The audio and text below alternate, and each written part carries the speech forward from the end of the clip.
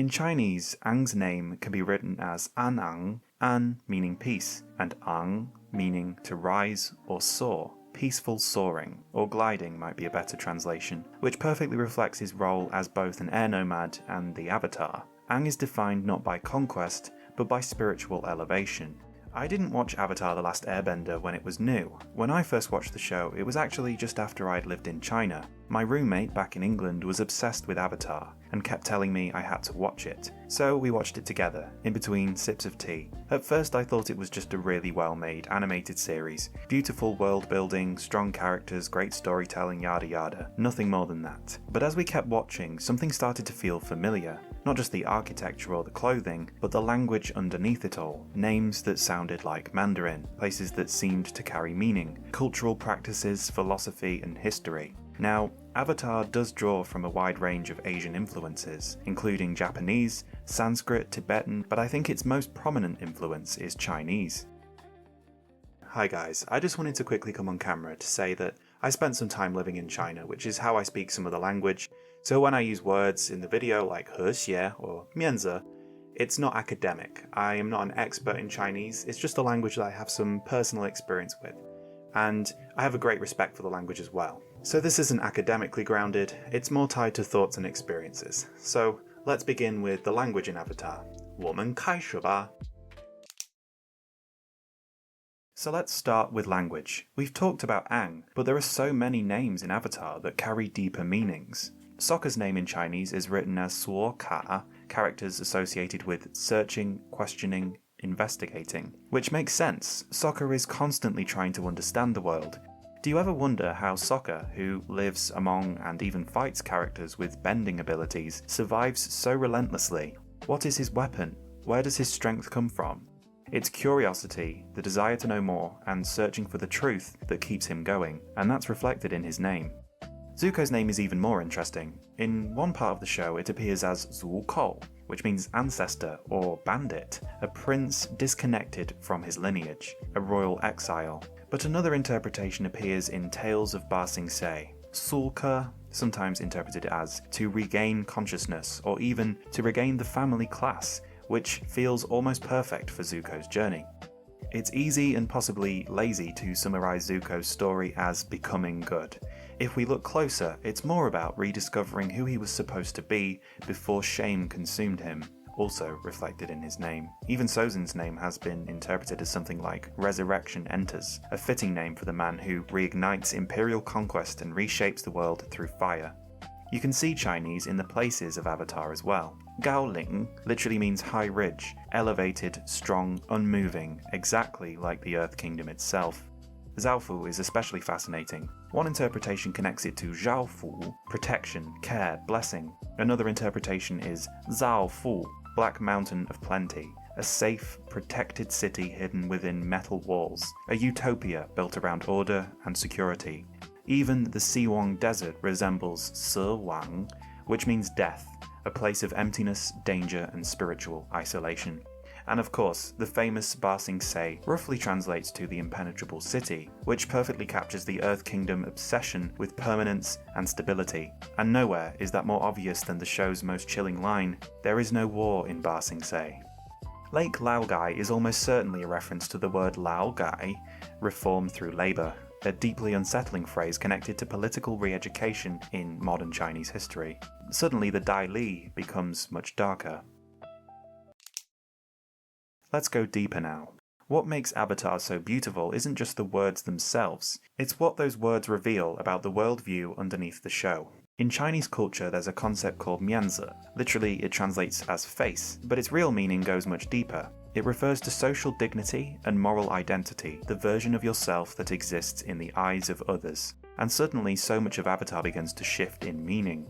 Zuko is not just a banished prince, he is someone who has lost his face, his place in the world. His honour is not just personal pride, it is social identity, something tied to family, expectation, and belonging. And in this sense, Azula's story is even more tragic, because her entire identity is built on maintaining that face, strength, control, perfection, and the moment that image collapses, so does she. Bending itself is rooted in another idea, qi, often described as life energy flowing through all things. It's the idea that everything is connected by movement, flow, and balance. Rather than force against force, it's more about energy being redirected, shaped, and guided. You see it most clearly in waterbending, in Tai Chi-like movements, in the philosophy of redirecting rather than resistance. But even firebending, when it is at its purest, is not destruction, it is life energy itself. But once you start thinking about bending as chi, as life energy flowing through all things, Avatar introduces something far more unsettling: bloodbending. It is one of the most disturbing abilities in the entire world of Avatar because it takes the idea of water as flow and pushes it into its most invasive possible form. It makes life energy literal, and it fits within the logic of waterbending. After all, the human body is mostly water, and water responds to force, pressure, and movement. But philosophically, something fundamental breaks here, because if chi is life energy, something that flows naturally through living beings, then bloodbending is not just control of water, it is control of that flow itself. It removes choice, it removes resistance, and the boundary between one person's will and another's body. The same tradition that creates healing and that creates restoration and harmony with emotion also contains the potential for total domination. Not energy in harmony with the world, but energy imposed upon it. And that's what makes it so philosophically unsettling, because the real horror is that it works within the same system that makes healing possible. This is a key message in Avatar. Healing is only possible through the existence of destruction. Love is only possible through risk of loss. Life only possible through death. And this relates to one of China's oldest wisdoms, the concept of yin and yang. A vast amount of Avatar's philosophy revolves around this ancient Chinese idea, and in the West, yin and yang often gets simplified into good and evil, opposites fighting each other.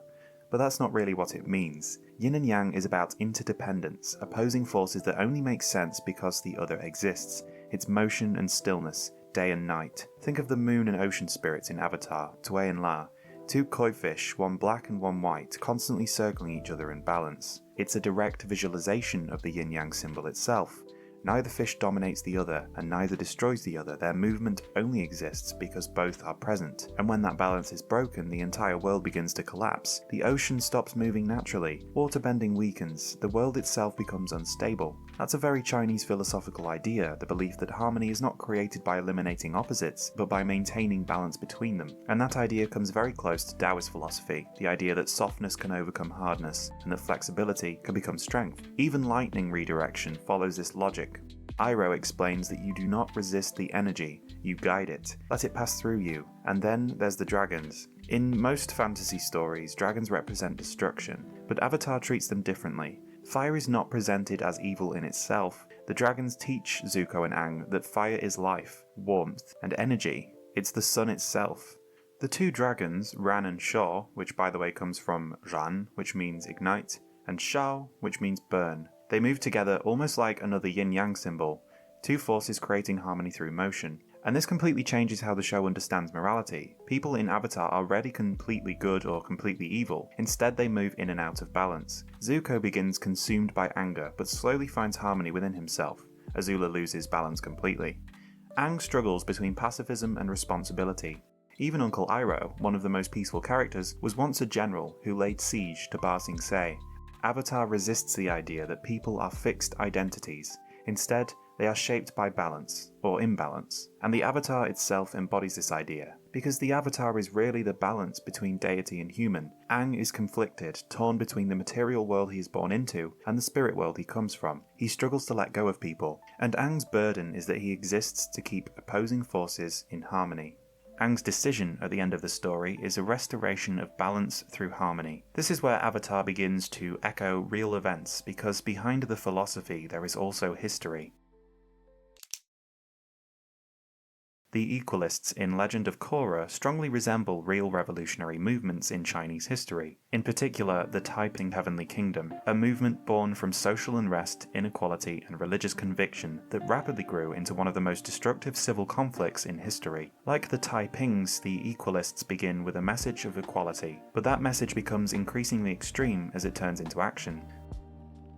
The White Lotus and Red Lotus are not purely fictional creations. They echo real secret societies from Chinese history.